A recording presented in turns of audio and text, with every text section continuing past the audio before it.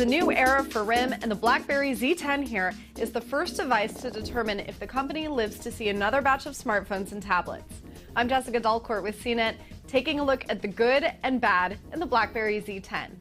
Now, the Z10 is a beautiful looking device, but it's also a very familiar looking one that would be hard to distinguish from a black iPhone 5 if it weren't for those Blackberry logos on the front and on the back. If you're picky about build quality, the Z10 isn't as finely tooled as the iPhone, but in my opinion, it feels a little bit better in the hand, and in my tests so far, it has been durable. There's a 4.2-inch HD LCD screen on the all-black Z10 and a subtly textured soft touch finish on the back. The edges are straight and the corners are rounded. You won't find any buttons on the phone's face, and that's because the Z10 uses only a series of gestures to navigate around. For more on those, be sure to check out my full video and review of the Blackberry 10 OS. You'll find the usual light and proximity sensors on the front and a 2-megapixel camera lens there as well. There are also 2 microphones, one each at the top and the bottom. The phone has a micro HDMI port right next to the micro USB charging port, so you'll be able to easily connect the phone to your TV. The power buttons up top and the volume buttons are on the side. They do triple duty to also take screenshots and to trigger the camera shutter. The button in between these two launches voice control. On the back of the phone, you have an 8-megapixel camera lens and flash, plus the NFC module.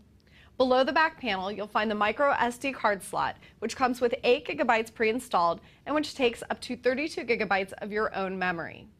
The Z10 runs on a 1.5 gigahertz dual-core Qualcomm Snapdragon S4 Plus processor and supports 4G LTE and HSPA+.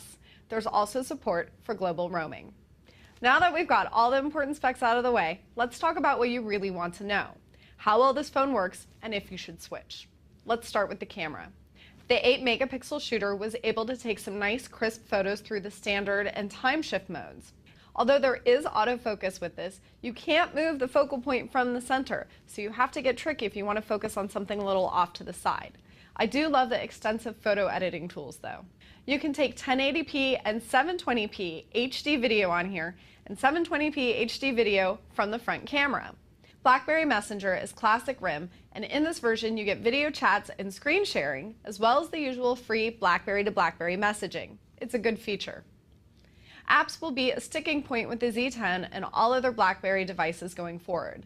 At launch, you'll find Twitter, Facebook, LinkedIn, and Foursquare. Angry Birds Star Wars is the most fun pre-install by far, and don't be fooled by this YouTube app, it's just a bookmark to the mobile site. So, should you get the Blackberry Z10? Let me just say that if you've been patiently waiting for RIM's next touchscreen smartphone, then I think you're really going to love this phone. It's got a grown-up look and feel, and it keeps all the security and business features, the smart keyboard tricks, and Blackberry Messenger app that RIM is really known for. However, if you're not especially enamored of Blackberry to begin with, and you're happy where you are, I recommend staying put for at least another software iteration so that RIM can further build up its app base and iron out these first-generation OS kinks. For CNET, I'm Jessica Dalcourt. You can read the full Blackberry Z10 review and Blackberry 10 OS reviews on CNET.com.